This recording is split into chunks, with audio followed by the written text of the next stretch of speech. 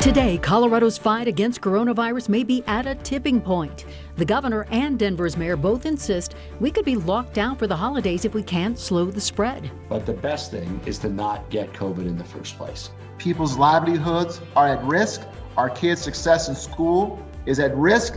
People are finally going home in Grand County. Some got lucky, others lost it all. 1 week from Election Day, a Supreme Court justice is confirmed how Amy Coney Barrett might shape Election Day.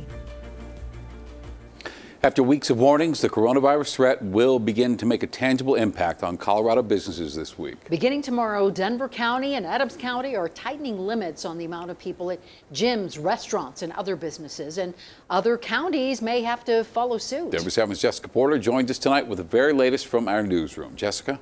Denver's announcement comes as the governor issued a dire warning about our hospital capacity. Both leaders with a common message. It is more important than ever to wear masks, social distance, and follow health guidelines closely.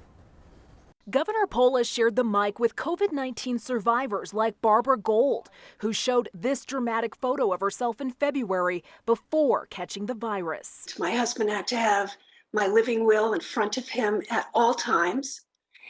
And at one point, the doctors did call and say, it's not looking good. Polis says the state will exceed all existing hospital capacity by the end of the year if changes aren't made. To be blunt, if we don't do better in Colorado, then more Coloradans will die unnecessarily. And that's why Denver County is regressing to safer at home level 3. If you contract this virus, at that moment, you have no way, zero, of knowing if you will have mild symptoms or if you will end up being put on a ventilator. Restaurants, retail stores, and offices in Denver County will have their capacity cut in half. Indoor events can have no more than 25 people. Outdoor events are capped at 75. Last call at bars moves back to 10 p.m. Health officials say there is no specific demographic seeing a spike in cases. It's widespread. A small amount of non-compliance with public health orders can go a long way with transmission. After 91 days in the hospital, most of it on a ventilator, Gould is sharing her story for those who think they won't get very sick. It's too soon to tell what the new normal is going to be. My liver sustained some damage. Don't know if that's going to get better or how long it will take. My endurance is greatly weakened. Jessica Porter, Denver7. And Denver leaders highlighted these numbers as the biggest reason for concern. In order to avoid a stay-at-home order, Denver needs to keep daily positive tests under 175. And this week, the city's numbers were twice as high. Denver restaurants are bracing for a big hit. Industry groups tell us that restaurants need to be at 75% capacity to survive the winter months. Well, due to these new orders, they can only be open at 25% indoor capacity. What we're asking the public to consider is how can you support your local restaurant? Whether it's takeout, whether it's curbside pickup, whether it's delivery. Now, one bright spot here, restaurants will be able to keep their outdoor seating, weather permitted. Our state tonight has 648 hospital beds in use by patients with the virus or symptoms of the virus. Governor Polis said today this number could break 2,000 within the next few weeks if we don't do more to check the spread. We've got to get control over this in the next few days and weeks, folks, heading into the holiday season, heading into so much promise, right? A vaccine, better therapies and cures, all of that on the horizon. But we don't want to squander that by easing up now. Now, nationwide, there are more than 42,000 hospital beds in use. In El Paso, Texas, for example, they had to set up overflow tents outside the city's largest hospital. Other major cities are reporting capacity of more than 90%. And we learned this evening that 434 structures were lost in the Cameron Peak fire in Larimer County. That fire, the largest in state history, has burned since mid-August, and it is believed to be human-caused. It is more than 208,000 acres tonight, and it is 64% contained. The snow, of course, a big help for the fire crews working the Cameron Peak fire and the East Troublesome fire in Grand County. And that fire, which was not contained at all this time last week, tonight is 20% contained. It remains the second largest wildfire in state history, more than 192,000 acres, and it hasn't grown much since snow started to fall this weekend. And many people remain evacuated tonight, just watching, waiting, and praying. Denver 7's Liz Gilardi spoke to several of them, and she joins us with more tonight. Liz? Well, along Highway 34, you'll see roadblocks like this where residents are waiting to get in and assess the damage. And as they wait, they say they're feeling an outpouring of love and support from the community, including one resident we talked to who was thankful for help taking care of her horses.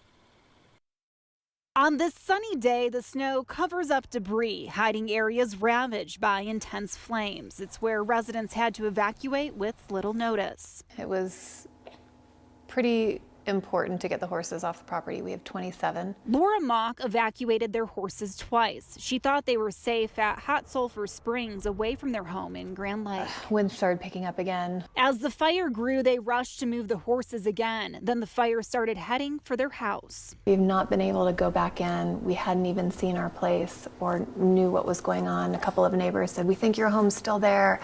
And we got our hopes up. And then we got another phone call that said, "You guys, nothing back there is there." Through this incredibly difficult time, Laura is thankful for all the people who stepped up to help with their horses, like Megan Mullen, who started a grassroots effort to help with livestock after the Cameron Peak fire. We're just really working as a volunteer group of people who really care about trying to help our neighbors and understand how important it is going forward that livestock also has some support. But when Laura thinks about losing her home, she can't help but think of all that support. You're sad, and then you're angry, and then you get this outpouring of love and support from this community, which has been incredible. She says second homeowners have even offered up their places to her family and others who lost everything. So thank you to everybody out there that has offered that. I'm speechless. And Laura says her horses are safe. They're actually back in Hot Sulphur Springs, where they will likely have to stay through the winter due to that extensive damage on her property. And the Colorado Livestock Emergency Fund is in need of donations to help people like Laura. They're asking for money, hay, food for these animals, and also help with fencing and other supplies. Reporting live tonight, Liz Gilardi, Denver 7. So many people in need tonight. Liz, thank you. This blast of winter weather certainly helped dampen fire activity all over the state. While several major fires continue to burn this hour, none has grown significantly in the last 48 hours. And we want to take a moment and say thank you to everybody who contributed to help the victims of these wildfires. Our Denver 7 Gives Fund has raised more than $150,000 in just the last few days. And boy, we used some of that money today to provide breakfast and lunch for evacuees who are staying at the Westminster Doubletree. When you have to leave in such a hurry, you just forget things. And the last thing on your mind is food, but then you get somewhere and then you have to have food. Now you can donate by visiting the Denver 7 gift section of the denverchannel.com. We are working with our community partners to make sure that all of the money that is donated stays right here, stays local. President Trump now has appointed 3 justices to the Supreme Court, and his latest pick might have an immediate impact on the election. We're going to take a 360 look at Amy Coney Barrett next. And a young man who survived a horrific shooting now finds himself dealing with a second tragedy.